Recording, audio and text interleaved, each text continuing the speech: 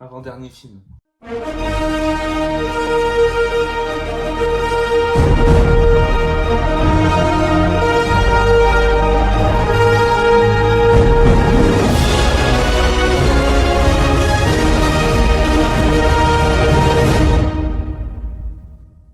Yo gens, ça allait, aujourd'hui on se retrouve pour un nouvel Alex Cinéma, l'avant-dernier pour finir sur cette saga Star Wars. On va parler du film Star Wars qui a fait le plus polémique, littéralement, plus que la menace fantôme en son temps. Star Wars 8, le dernier Jedi, parce que c'est pas en français ils ont chié parce que c'est pas les, c'est le, parce que le the il est au singulier. Enfin bref. Avant la petite histoire de ce film, moi j'avais vu au cinéma et subjectivement j'avais kiffé ma race. Après, est-ce qu'objectivement ce film mérite toutes ces critiques? Bah déjà, c'est quoi la réalisation du film? D'abord, aller sur Rainbow Prisma parce que j'ai encore perdu mon pins. C'est une dinguerie. Allez sur Rainbow Prisma pour il y a une nouvelle collection. Lien dans la description encore.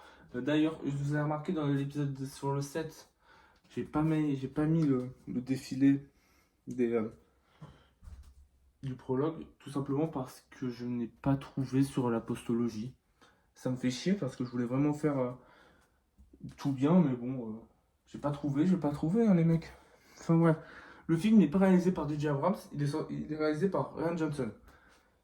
Ryan Johnson qui a pas fait de film de fou, à part celui-là. Bref, le film est sorti en 2017 et c'était... Les réactions que ce film a suscité, c'était horrible. Il y en a encore aujourd'hui. Qu'est-ce qui a été reproché? Bah déjà, des remarques racistes sur l'actrice qui joue Rose, qui est vietnamienne. Je n'ai pas son nom en tête, je suis désolé. Mais ouais, elle est vietnamienne et du coup, arrêtez des blagues pour les fans de Star Wars, ces fils de pute de racistes, ils faisaient des blagues, ils l'appelaient Ching Ching Chang Chong. C'est... Ils avaient remplacé ça sur Lucky, ils avaient mis ça, et donc ouais, c'est très mature encore une fois. Ensuite, ce qui a fait une grosse polémique, c'est le personnage de Luke Skywalker. J'en parlerai après. Et globalement, ce film est le plus détesté par les fans de Star Wars qui n'ont aucun avis critique, qui sont complètement cons. Voilà, c'est dit, c'est fait.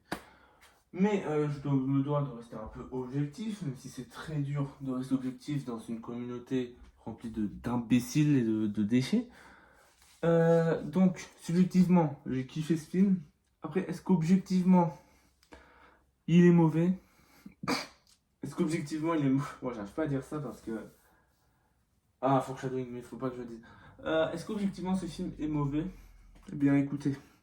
Pour ça, il faut voir la suite de la vidéo. Alors bref, le film commence et c'est la merde. Parce qu'en fait, le premier ordre, ils ont trouvé la base de la résistance. Du coup, ils sont en pleine évacuation. Pendant l'évacuation, il y a le meilleur pilote de X-Wing de la galaxie, Poe Dameron littéralement, qui fait gagner du temps en appelant Général Hux. Et d'ailleurs, dans ce film, je crois que c'est le film avec le plus de bonnes blagues. Parce que le film avec le plus de blagues, c'est l'épisode 1, mais l'épisode 1, voilà quoi, c'est pas très bien, c'est de la merde. Alors ouais, dans ce film, il y a plein de blagues pour un peu désamorcer la situation, mais il y a plein de blagues, il y a surtout encore plus de moments sérieux, tendus, tout ça. Alors ouais, essaie de faire gagner du temps pour que pour qu'il puisse et pour que la résistance puisse partir, sauf que Podamoine, il est un peu con et du coup il ramène toute sa flotte pour détruire un destroyer, un cuirassé. Je fais tomber un Lego. Parce que moi j'ai toujours besoin d'avoir un truc dans la main, sinon je fais très mal. Donc ouais, il fait venir toute la flotte pour détruire un cuirassé. Malgré les réticences de Leia, mais il s'en bat les couilles parce que il a trop la tête à être un cuirassé parmi tant d'autres. Ça sert un peu à rien, mais ouais. Et là, il y a tout le monde qui s'est plaint. Ouais, Poe, il est con. Bah oui, c'est le but que Poe il soit con et qu'il fasse une énorme connerie. Parce que à cause de ça, la résistance a perdu leur précieux de bombardier. Et d'ailleurs, dans ce film, il y a les 3 plus belles morts de l'histoire de la saga. C'est acté, c'est réel. La première mort, c'est celle de. Je n'ai pas le nom du personnage, mais c'est la sœur de Rose. Rose, on en reparlera après parce que c'est un personnage à reparler. Donc c'est la sœur de Rose qui, elle, sa mort éteint, malgré qu'on connaisse rien d'elle, pas son nom, tout ça, sa mort détruit et 1000 fois mieux que tout l'ordre en 66.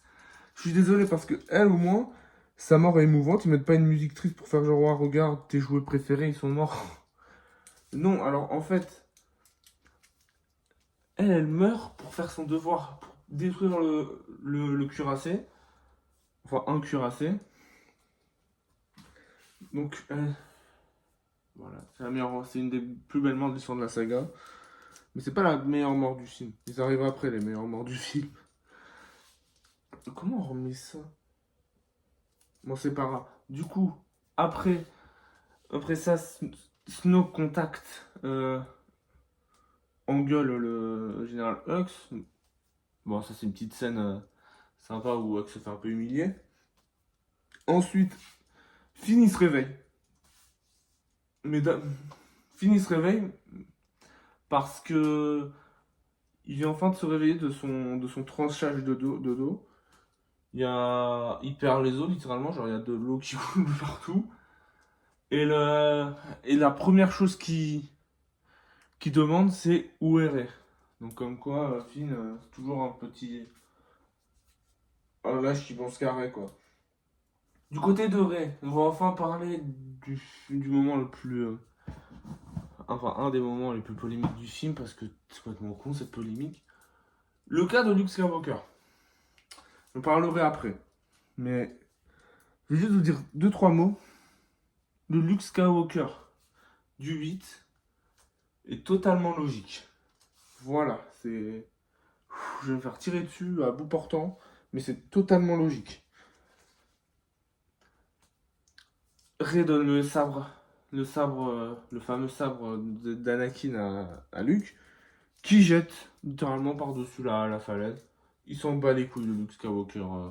Il en a plus rien à foutre. Il s'enferme chez lui, ensuite il y a Chewie, il défonce sa porte. Ouais. Ensuite là, on a, c'est franchement la meilleure scène. Non, une des meilleures scènes de Kylo Ren. De toute façon, la meilleure scène de Kylo Ren, c'est dans ce film. Kylo Ren qui arrive, c'est dans la chambre de Snoke, qui... Bah, on voit pour la première fois Snoke en vrai. Snoke qui le défonce, parce que globalement, il utilise les... Snoke, en gros, utilise les mêmes arguments que les anti-postologies en mode putain, t'es sérieux? T'as perdu contre une connasse qui sait pas tenir son sabre, putain, tu joues à quoi? Enfin bref, on connaît, moi je connais très bien la chanson. Kylo Ren, il frite dans sa tête, il défonce son casque.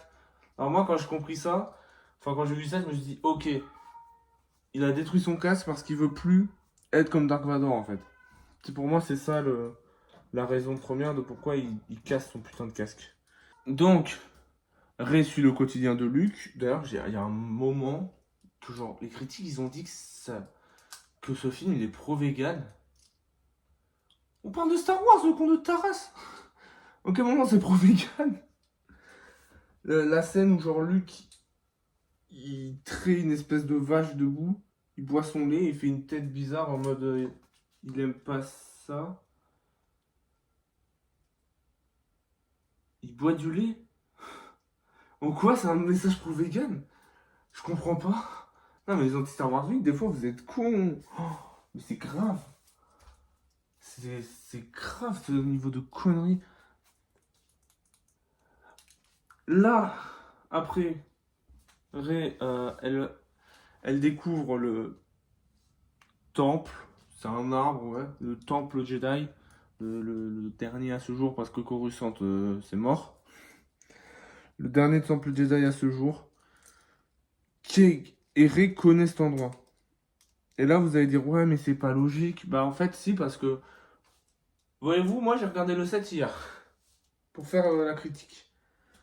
Et en fait, ce qui est logique, c'est que Kylo Ren interrogerait dans cette scène et, il lui dit ce que Rey voit. Et Rey, elle voit Acto, littéralement. Elle voit la planète, elle voit ça. Donc c'est logique qu'elle connaisse cet endroit parce qu'elle l'a déjà vu dans sa tête.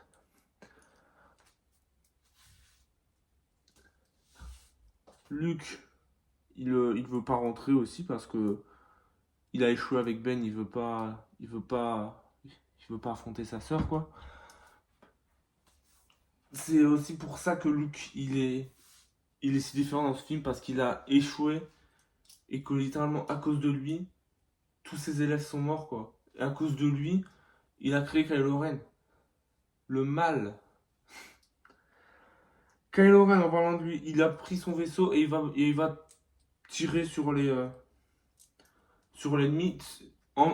Entre-temps, Poe se fait rétrograder parce que c'est un petit con et qu'il a déconné. La scène où les chasseurs TIE tirent sur les trucs, c'est bon, c'est une scène pas mal, ouais. Mais c'est surtout le seul instant de faiblesse de Kylo Ren qu'on retrouve à la fin du film, c'est qu'il a pas tué sa mère comme il le pouvait. Et d'ailleurs là, encore une scène polémique, parce que quand Leia elle part dans l'espace, elle arrive à re-rentrer dans le vaisseau avec la force. En fait, c'est totalement logique, parce que, je vais vous expliquer un truc simple, la force permet de faire lever des vaisseaux, par exemple. Et vu que là, c'est un gros vaisseau, et que la masse est énorme, c'est comme si Leia avait ramené le vaisseau, mais vu que le vaisseau est trop lourd, ça l'a ramené elle, parce que le corps de Leia est moins lourd. D'ailleurs, je sais pas qui joue Leia dans l'épisode 8, parce que ça peut pas être Carrie Fisher, étant donné que elle est malheureusement décédée en 2016. Ouais, voilà. Donc Leia est dans le coma, oui. Pendant ce temps, non attends. D'abord, on prend la remplaçante de Leia sera l'amiral Holdo, qui est le deuxième personnage plus détesté du film pour, je sais pas. C'est un excellent perso. Euh, Ah ouais, parce qu'en fait, ils ont tué Amiral Akbar pour mettre Holdo. Akbar, le mec qui est connu juste pour un mème. Vous êtes sérieux, vous allez vous plaindre pour ça? N'importe quoi. Pendant que ce temps, Finn se lâche encore, il essaye de s'échapper et il tombe sur le meilleur personnage de la postologie. Enfin, un des meilleurs persos de la postologie, totalement détesté parce que les fans de Star Wars sont des fils de pute racistes. Rose. Alors, Rose, c'est la sœur de celle qui a bombardé le cuirassé, qui est morte malheureusement. Donc son métier c'est euh, de, de, de dégager ceux qui veulent s'enfuir, ces petits fils de pute. Il y en a eu plein qui sont échappés. Et elle tombe sur Finn, elle est genre super heureuse et tout. Franchement, j'adore l'actrice de Rose, elle joue super bien. On parlera des acteurs à la fin comme d'hab, mais franchement, c'est incroyable. Pendant, pendant ce temps, Rey, elle a une vision de Luke. Enfin, non, pas de Luke. Elle arrive à voir Kylo Ren. Kylo Ren voit Rey, ce qui est totalement bizarre parce que la force fait ça et pourquoi? Pendant que Chewie cuit un porc à la broche qui est super, c'est trop bien comme scène. Luke s'infiltre dans le faucon. Il regarde, il balade, il est nostalgique, il est triste. Il tombe sur R2D2. R2D2 essaie de le convaincre de revenir en faisant un coup de pute, littéralement. R2D2 lui met le message de Leia, c'est vraiment un bâtard le R2. Ensuite, grâce à ça, Luke prend conscience qu'il peut devenir le maître de. Et qu'il doit devenir le maître de la chère petite Rey.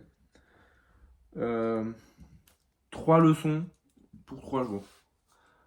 La première leçon, c'est... Non, d'abord, il y a la scène où Finn se fait choper et Rose l'emmène en cellule. Sauf que suite à un débat, qui se sont dit, ouais, faut désactiver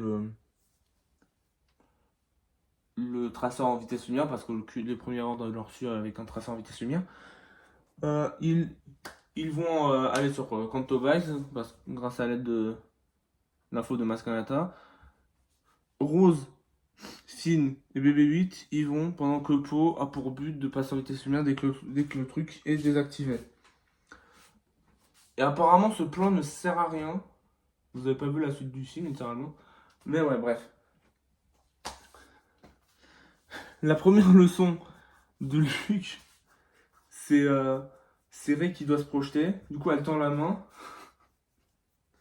Et Luke, c'est un peu un bâtard parce qu'il genre, il lui met une herbe. Il dit, ouais, si tu sens, c'est la force, c'est la force. Pah. Et malheureusement, ensuite, Rey, elle résiste pas à l'appel d'une grotte. Cette grotte, c'est un peu comme la scène de la grotte sur Dagobah, mais bon, ça on en reparlera après. Donc, ouais, ensuite, il y a toujours la discussion entre Kylo Ren et Rey. Rey a la rage, évidemment.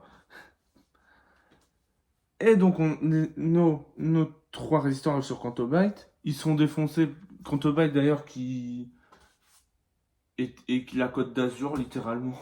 J'habite là-bas, franchement, j'ai vu aucune différence avec la Côte d'Azur le soir. Ça fait très peur quand on y pense, vu que les gens qui sont ici sur Canto Bight sont des criminels qui vendent des armes à des dictateurs. Ouais, bref, on va pas parler de ça. Ils se font défoncer par les flics parce qu'ils ont garé leur navette au plein milieu de la plage, évidemment. Ils cherchent un mec avec une fleur de lys. On apprend que Rose, elle a vécu dans une planète où ils travaillaient pour le Premier Ordre, où le Premier Ordre les bombardait pour tester leurs armes. C'est triste. Ils trouvent le mec, sauf qu'ils se font choper par les Schmitt et boum, ciao, c'est la prison. C'est rapide. Ils arrivent à s'échapper grâce à un mec, j'ai oublié son nom, je crois qu'il s'appelle Denka, non. Je sais pas, j'ai oublié le nom, peut-être je me rappellerai après. Ouais, donc après qu'ils arrivent à s'échapper grâce à BB-8 et ce mec, ils arrivent dans un enclos avec des chevaux à tête de chien et ils arrivent à s'échapper avec. Ils arrivent à arriver à leur vaisseau, il se fait bombarder, mais il y a BB-8 et le mec qui peut, il dit qu'il peut craquer le système de code de la résistance. Du coup, la mission est pas totalement un échec. Ça va. Après ça, on est de retour sur l'acto et on a une des meilleures scènes de la saga en termes de mise en scène. La scène dans le trou. En fait, genre, ce que j'aime vraiment dans cette scène, c'est genre la mise en scène tellement... Elle est bien faite en termes de... Il y a plusieurs raies qui apparaissent, on sait pas laquelle est la vraie du coup. Ça mindfuck un peu ton cerveau. Et cette scène, elle montre la plus grosse peur de Rey. Être seul en fait. Voilà. Après, d'ailleurs, je pensais qu'il y avait plus de leçons avec Luke, mais non, il y en a une. Parce que après,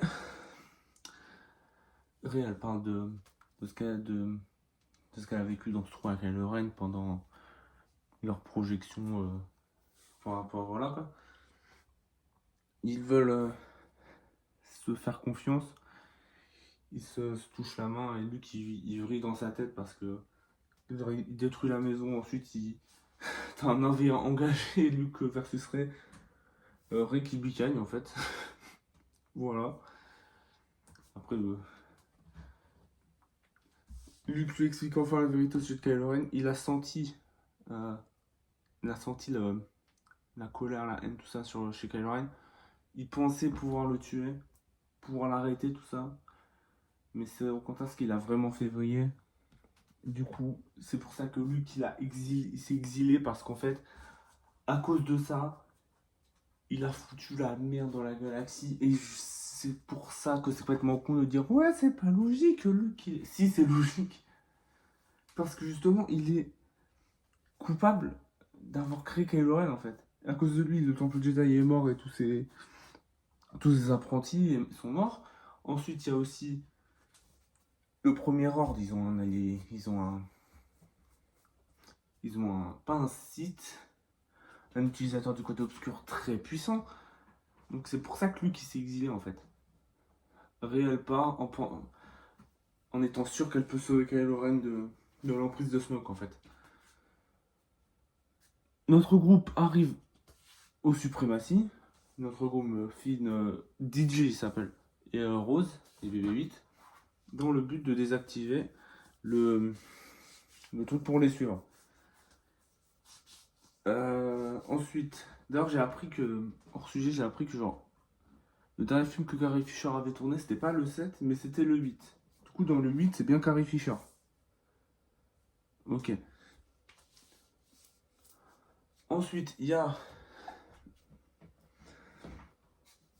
Poe, il vrille dans sa tête, c'est devenu un petit con parce que il va voir l'amiral Langdo, il vrille dans sa tête quand il apprend qu'elle est en train de charger les capsules de sauvetage. Enfin, ça, c'est des petites scènes importantes pour la mutinerie qui arrivera après. Poe, il se rebelle avec ses potes pour prendre le contrôle du vaisseau. Parce qu'il est persuadé qu'Holdo elle fait que de la merde. Parce qu'il a un ego surdimensionné, le gars. C'est une tête brûlée, Poe, dans ce film, mais c'est totalement voulu.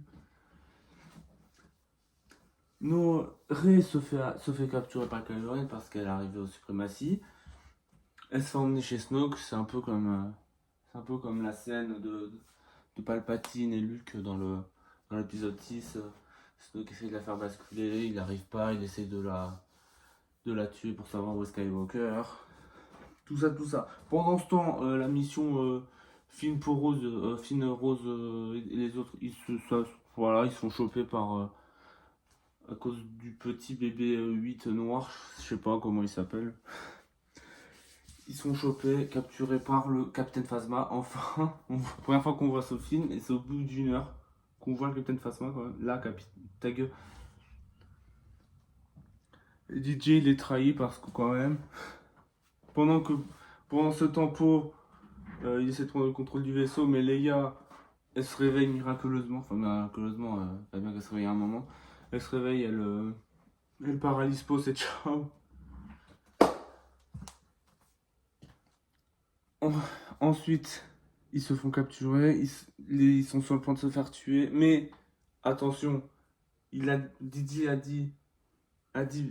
dit que genre la résistance embarquée dans des petites navettes pour aller sur Crète, qui n'est pas une planète de neige, de glace, c'est pas comme Hoth, c'est juste vraiment, c'est du sel.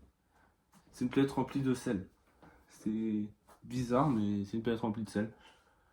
T'es qui pour juger? Ça se trouve ça se trouve genre sur Vénus, c'est rempli de sel. Oui, je dis full merde. Donc ouais. Et là on a dans la panique. Déjà, de 1, Kylo Ren tue Snoke avec par surprise la mort de Snoke qui est trop bien. Ensuite, ils se battent contre les gardes de Snoke qui sont 1000 fois mieux que les gardes de l'Empereur de l'épisode 6 parce que pour une raison toute conne, au moins on les voit à l'action.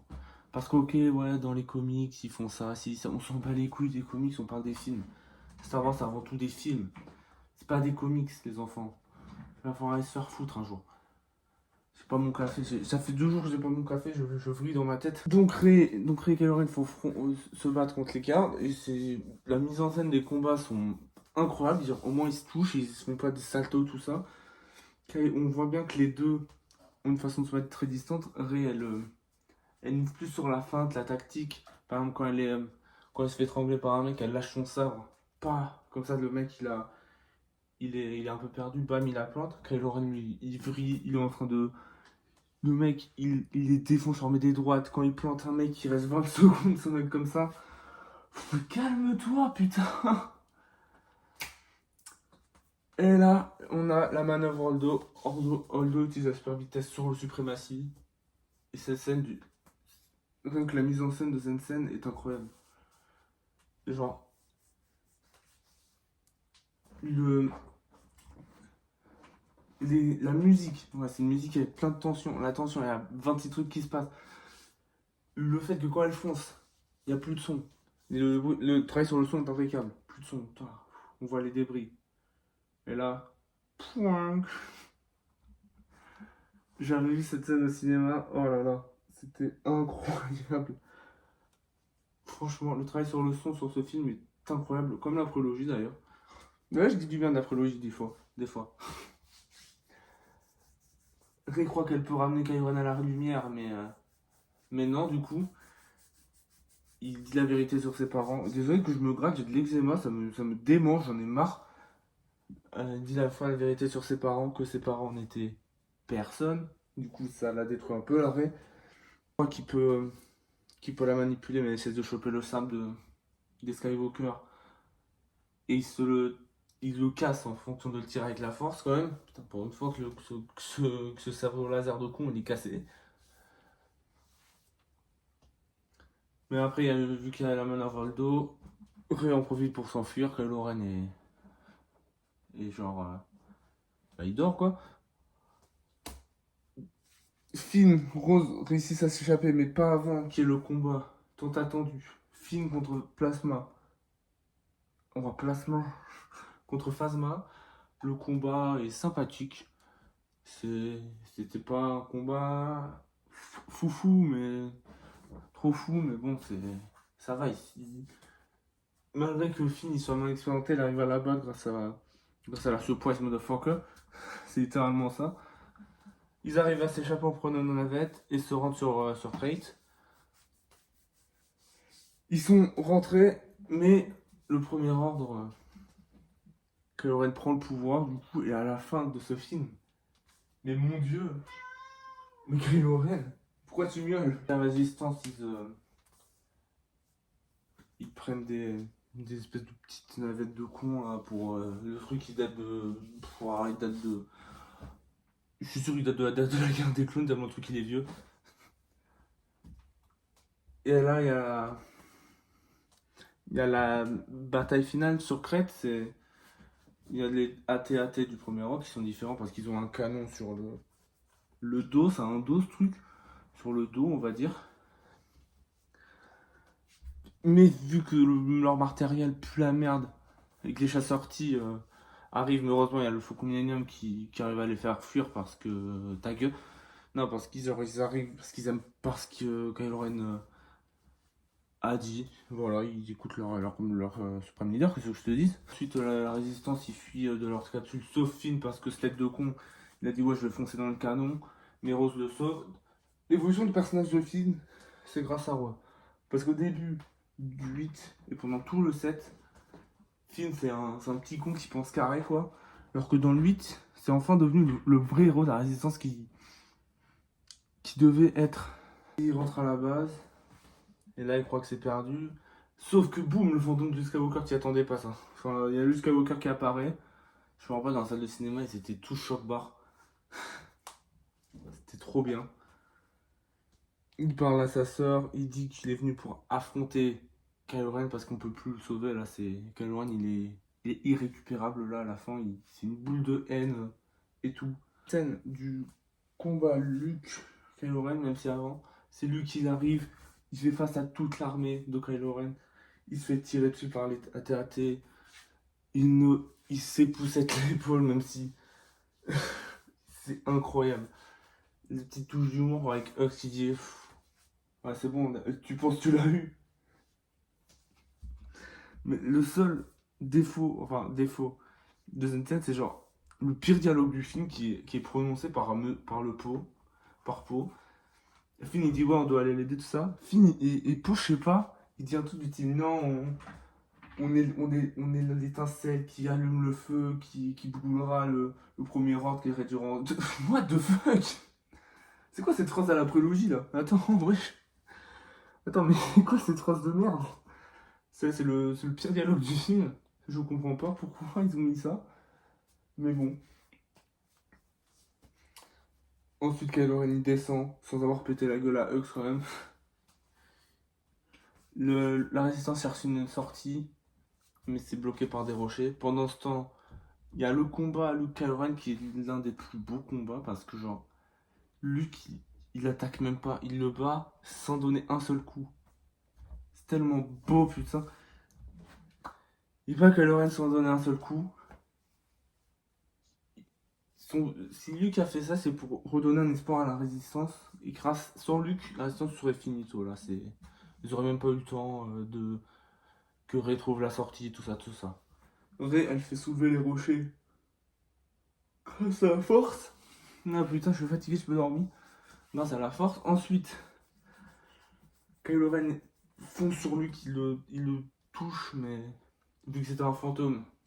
Voilà, Luke en fait était sur Acto, en train de méditer avec un pouvoir grâce à la force, de faire un fantôme. Alors là, tous les fans ont gueulé en mode ouais, c'est pas comme ça que ça marche la force, c'est n'importe quoi. La force est censée être tellement de choses, ça se limite pas à lancer des éclairs ou faire voler des objets en fait. C'est tout en fait, c'est ça la force. C'est. C'est magique, genre, c'est pas comme la prélogie qui. Ouais, les midi-chloriens, super vitesse, mes couilles, mes couilles.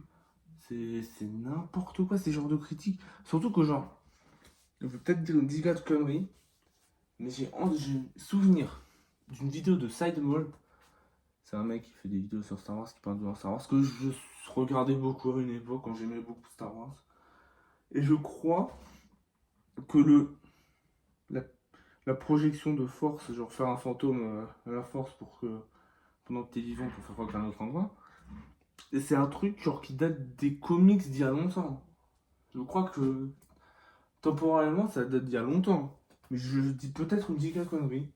Parce que moi je ne m'y connais pas en comics, j'en ai aucun chez moi. Je veux toujours à foutre que d'acheter des comics sur la guerre des clones, sur Boba Fett.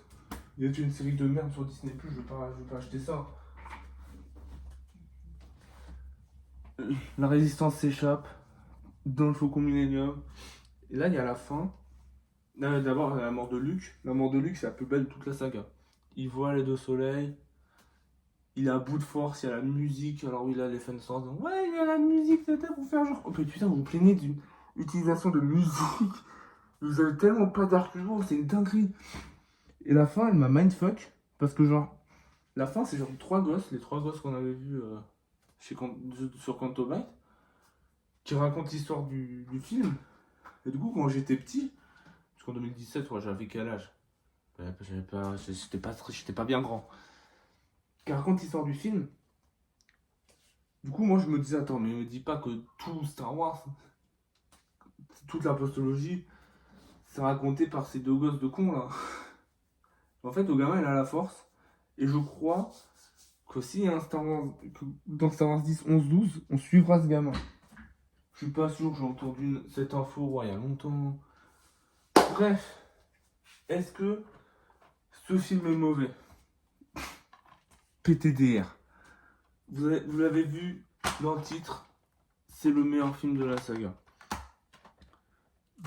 Toutes les critiques qui disent que ce film est mauvais, que ce film est raté, c'est des fans de Star Wars qui se plaignent que c'est pas comme l'univers étendu, que c'est pas leur Luke Skywalker, tout ça, tout ça. En termes de mise en scène, de jeu d'acteur, tout ça, de production, sauf la musique qui, bah, le meilleur thème du film et le meilleur thème de toute la postologie, c'est le thème d'Acto, mais bon, c'est John Williams qui a fait la musique, il commençait à être vachement vieux quand même, le pauvre. Tout ça, c'est le meilleur film Star Wars jamais réalisé. Mieux que l'Empire contre-attaque? Ouais, mieux que l'Empire contre-attaque. L'Empire contre-attaque est tellement important pour l'histoire de Star Wars et un si bon film. Mais il n'a pas il a pas la mise en scène des derniers Jedi. Ce qui est normal parce que l'Empire contre-attaque date des années 80. Donc c'est normal, 83 même, je crois. Enfin bref, pour tous ceux qui disent que ce film est mauvais, vous n'avez pas d'avis objectif. Voilà, c'est dit. Sur ce, on va finir cette vidéo. On va enfin parler demain vidéo sur l'épisode 9. On a bientôt fini la saga Star Wars. Et sur la vidéo de l'épisode 9, j'en profiterai pour dire 2-3 vérités dans la gueule. Ciao tout le monde. Bis.